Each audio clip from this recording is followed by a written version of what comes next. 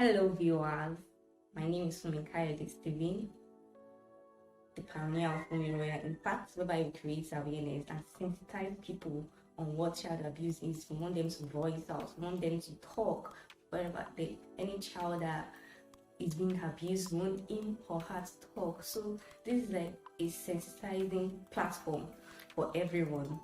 Today we are going to be talking about psychology and abuse. But before we go on, please click in order to subscribe to my channel. Thank you. We can see that child abuse is not momentary. It's not something that just for this moment and the person will forget. Child abuse is a lifetime. It goes with the child from the childhood stage down to the late adulthood. We can see a lot of people that are being abused psychologically, mentally, some people even in psychiatric homes because of these abuses. And before we go on, I want to enlighten us on what psychology is. Psychology is the science of mental life. That is everything that happens in anybody's brain. Any brain development, mental development, that's what psychology is. But child abuse, as we all know, we're talking about it, the physical, psychological, social, emotional maltreatment of a child, whereby the survival, growth, and development of that child they are endangered. So we can see psychologically, abuse has a mental effect on the child. It distorts and reduces the growth of that child's brain. How do we think abuse affects the brain? Abuse affects the brain in a way that there are different kinds of hormonal changes in the child's brain, whereby it gives the child the brain in order to be able to cope with any of the abuses. For example, there is this fight and flight reaction, whereby the brain will want to fight the event, or we want to run away the event by creating barriers all around it. Also, when we look at a child that is abused, we can see that there is a difference in the brain region whereby the balance of emotion and impulses or other self-centered thinking are being affected. We can see all those kind of children using substance abuse like drugs, alcohol, in order to be able to control their harder time in life. They won't know why they are doing it, but they just want to get lost. They will say they don't want to think about what happened to them. So child abuse has caused a lot among everyone. For example, there are children that they will even try to tell someone that this is what happened to me, but those adults, they will not want to listen. They'll be like, shut up, do this. Or for example, you can see cases of rape that they will tell them, they consented to it, they did this one, they did that. Whereas that child is pained, that child is wounded, that child wants support from us. But we don't understand them, and we are not giving them the support that they need. There are different ways whereby child abuse can affect a child psychologically. Let's look at low self-esteem, for example. A child that has been abused emotionally, being told that he cannot be successful, you feel too much, you are too playful, you are too this, or you are too that. You can see that kind of child, its brain will develop in a way that he will think negative of himself. He will think that I cannot make it in life. And that kind of child, if you go about and look at them, they have low self-esteem. Some people, they have distrust in adults because it was an adult that did that to them, so they don't even believe in any adults. Some people, they have guilt, self-blaming. They're always blaming themselves. Why am I in this position? Why is it me? Am I the only person? Am I the only child? Some even have suicidal thoughts. They kill themselves. Sometimes we used to have, like, I'm a nurse, we used to have cases of abuse. They will come because what we do admit them because they are attempted suicide. So they go through a lot of psychotherapies. So a child goes through a lot when abused mentally.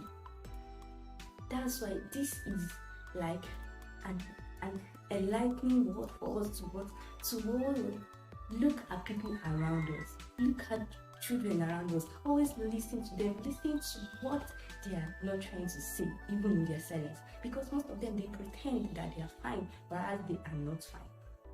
For example, there are a lot of things. There's lack of socialization among peers. They stay on their phone. They don't want to talk to anybody. They don't want to talk to any friends, mingle with anybody in school. We should always look out, even as teachers, we should always look out for our students. We should always be more than the classroom teacher to them. We should be a listener to them. We should listen to them. We should call them. If we notice anybody in school not behaving in a usual way or behaving in an unusual way, we should call them. We should talk to them one-on-one. We should not shout at them. We should not abuse them. Just call them to a corner, talk with them. We'll see that child is going to really voice out. Also, this psychological effect can lead to mental disorders. For example, we have the panic disorder. We can see that anybody that have that kind of panic disorder always have what? A feeling of terror, does not want to stay in public. If the person is a public person, usually you see some people are hyperventilating, they can't control themselves when they are in public because they are scared. They are scared of the whole world. They are scared of everyone, that as if everyone wants to harm them. We even have some people that they have post-traumatic stress disorder, PTSD, whereby they keep experiencing the trauma, so they try to remove themselves from anything that will bring back the trauma to them. Also, we have this multiple personality disorder. We can see a single person having at least two separate persons in him over the people have maybe in my name is Kumi now, and there are like three personalities in me.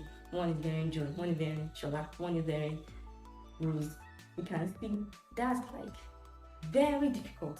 And psychologists have said that it is very difficult to treat a child that has been abused mentally than a child that has not been abused, because they are trying to block something else. They are trying to block an event that caused a damage to their soul and a damage to their brain. So we want to use this to sensitize every one of us watching this, that we should listen, we should watch out for our friends, we should be close to them. And this, if you notice anybody that have this kind of mental effect due to abuse, first thing we should do is what? Early intervention. We should not run away, because most people they will be like, it's not my problem, it does not concern me. We Nigerians will even say, you don't concern you, for example. But we should intervene. We should be our brothers and sisters keeper. We should take them to the hospital.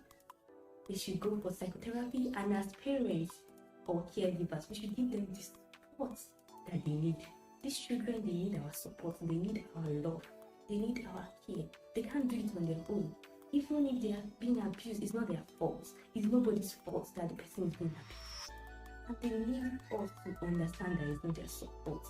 If we don't blame them, they won't blame themselves. And when they don't blame themselves, they will start having depression, whereby they start feeling as if the life is gone out of them, they are empty, they are not useful, and that depression can lead to suicide. So we should try and help reduce the risk of suicide that is being caused from this child abuse. We can do it. We can do it. You can do it. Please just join hands in other words to prevent more cases of child abuse all around the world.